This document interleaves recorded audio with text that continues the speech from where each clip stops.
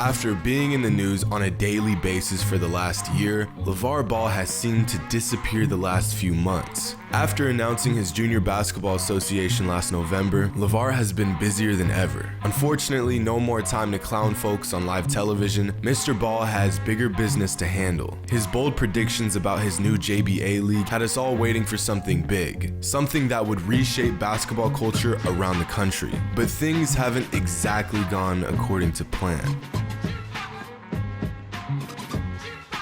What's up everybody, it's Jimmy, and Lavar's Junior Basketball Association may not be shaping up to be what Mr. Ball once thought it would be. Back in November, Lavar said it would be easy to get players to participate. Getting these players is going to be easy. This is giving guys a chance to get a jump start on their career, to be seen by pro scouts, and we're going to pay them because someone has to pay these kids. But since November, Lavar has found out that convincing young hoopers to skip their dream of playing college ball to join a league with little financial backing and no track record may be a little bit harder than he thought. In fact, the JBA has failed to land a single elite high school recruit. Similar to college recruits, Lavar has been sending his reps to high school basketball games around the country to scout kids and reach out to them in person. Unfortunately, this technique hasn't produced any results. After Big Baller Brand attended a game of one of the nation's top recruits and Duke signee Cam Reddish, Cam had some interesting words for the brand. At first I was shocked because I didn't understand why they were there until someone told me.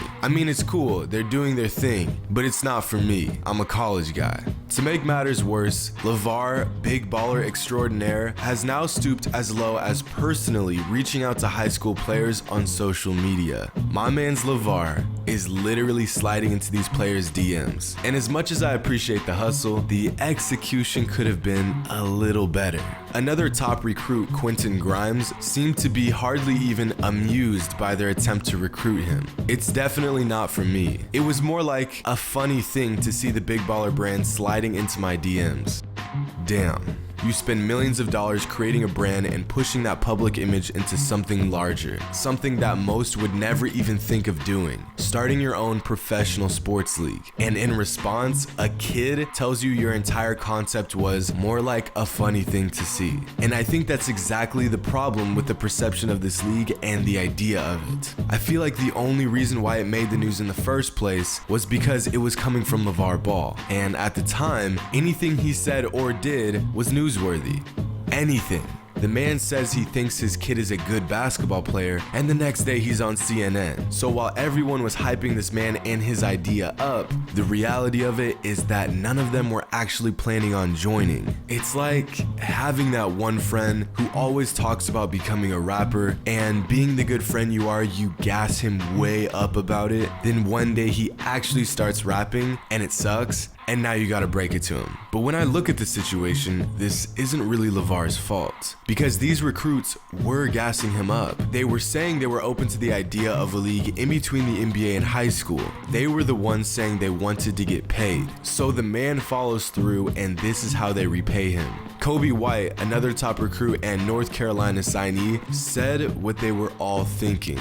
Guys going straight to the NBA out of high school is wild to us because we were too young to remember that. Playing at North Carolina has always been a dream of mine, so when I was contacted by Big Baller Brand, I never seriously considered it. My mom would kill me if I didn't go to college. These kids just want to go to their favorite college, get buckets, hopefully play in the tournament, then get drafted. That's how it's always been, and I don't know if the Junior Basketball Association is going to change that. But if you think a slow start is going to stop the biggest baller to ever grace planet Earth, you must not be familiar with Mr. Ball. Needing at least 8 players for each team in the league, Lavar posted photos after tryouts in LA and Seattle with 7 and 4 players that made the cut. In other words, Lavar doesn't even have enough players to play a game yet. But with league play starting in June, don't be surprised if Lavar somehow pulls this off. I mean, the man even got a sponsorship with Wilson. Big Baller Brand has its own official basketball.